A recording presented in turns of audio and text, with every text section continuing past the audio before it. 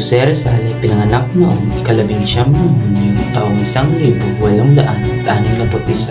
sa Calamba, Laguna kina Francisco Mercado at Chudora Alonso.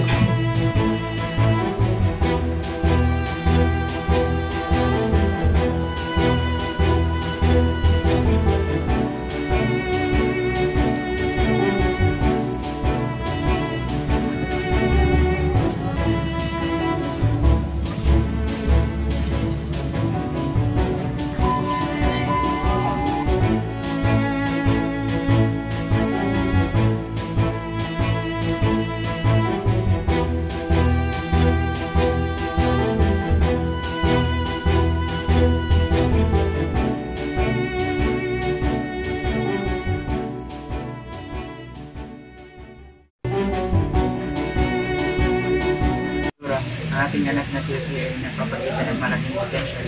Kailangan natin ipadala siya sa pinakamahusay na paaralan. Oo, Francisco. Gusto ko siyang makatanggap ng pinakamahusay na edukasyon na posible.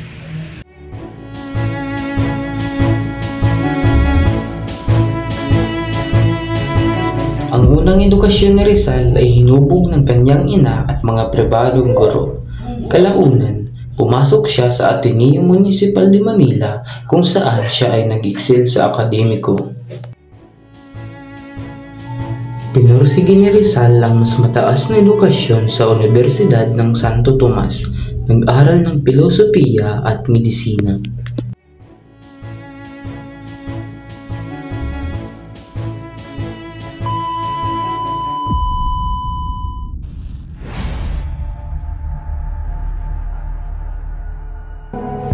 Hindi ako nag-iisa sa lamang ito.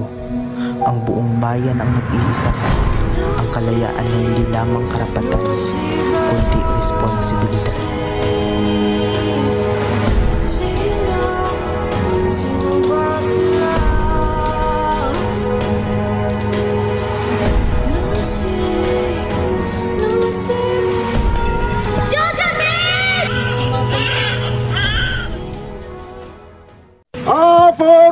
Ang buhay para sa bayan ay hindi nagtatapos. Ito'y bagong araw at doon nagtapos sa buhay ng isang Consumado, mes!